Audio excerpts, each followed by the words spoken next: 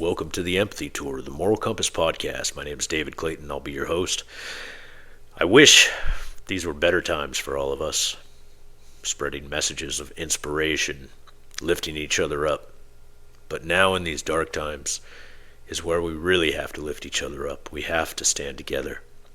I've often said stronger together, together stronger, and that's absolutely true. These times are foreshadowed upon our lands. My great-grandfather was a rear admiral in the United States Navy, commanding part of the Pacific Fleet during World War II. He was a self-proclaimed Antifa. Of course, everyone knows, but for those that don't, Antifa stands for anti-fascist. Unfortunately, if he were alive today, he would be ready to take up arms. I'm glad he isn't here today.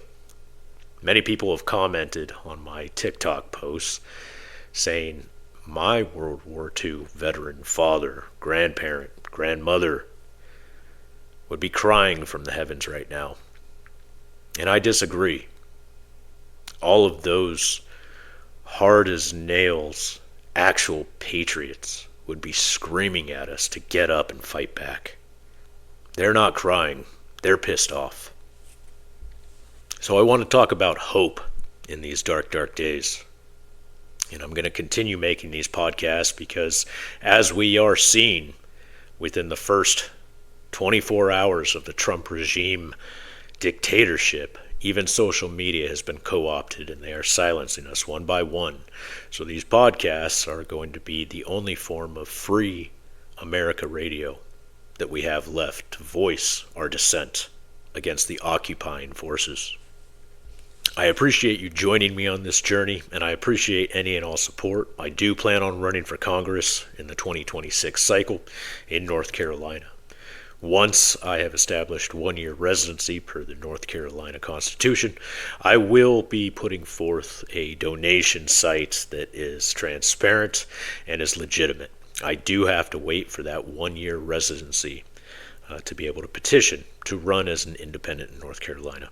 I'm running as an independent because this area is predominantly red, and the majority of the red only vote for Virginia Foxx, the current representative, because it's a force of habit, and they don't even really like her much, and she's going on 200 years old. A lot of us have much more in common than what separates us, and I aim to bring those topics front and center to this very red base as an independent. But I will maintain always, as my mother's son, my Democrat progressive principles.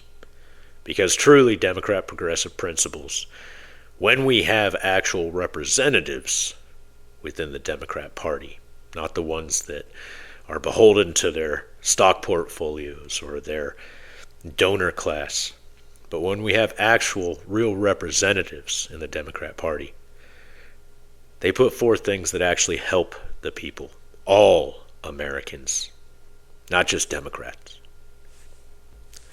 I have, of course, all of my social medias, as much as I can't stand Zuckerberg and his oligarchy ways.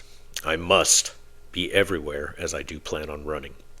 Official Empathy Tour on Instagram and Threads, empathytour.bsky.social on Blue Sky, and Empathy Tour dash the Moral Compass podcast on YouTube. I will also be starting up a Patreon for additional support, and of course in my bios of all my social medias I have my direct.me/empathy tour link where you can find any source to be able to contribute and help my cause for all of us. I want to be very, very clear about something. One of the reasons we are where we are today is because the Democrat Party as a whole has failed us. The buck stops at the top. I cheered on Biden for his accomplishments the past 4 years. I truly believe he saved us from a complete ruination from Trump's previous term. But the buck does stop at the top. He is the commander-in-chief, or he was the commander-in-chief, and Garland was his responsibility, as was our justice system, holding Trump accountable. And the entire system failed. The buck stops at the top. I hold Biden responsible. I thank him for his service over his lifetime, and I thank him for his last 4 years. But the last year of his presidency, Trump should have been locked up. And that's on Biden. I'm sorry, Mr. President. That is on you. I will be an open voice for all Americans that are sick and tired of the status quo in our political system. We used to be a nation not ruled by party, but by true bipartisan means that accomplished goals to better the country for every American. When I was honored to go and speak with Governor Tim Walz, the one question I wanted to ask him was, how best can we get back to red, white, and blue? Because all or nothing, one side or the other, is accomplishing nothing and leading us into these dark days where we are today with this Trump dictatorship regime. And I think you'll find that there are many more Americans that feel the way I do, even if they still vote Republican or they still vote Democrat only. Many of us are so desperate to be like the rest of the modernized world, where they have 10, 12, 15 different parties to choose from, because this two-party duopoly has led us to where we are today, along with this uncontrolled, unregulated, oligarchical capitalist society.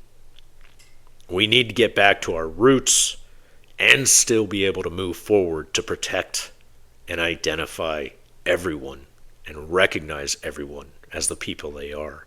From trans to the LGBTQ, IA, to the black communities, to the Latin communities, to the Middle Eastern communities, all contribute to this nation. We are not a white nation.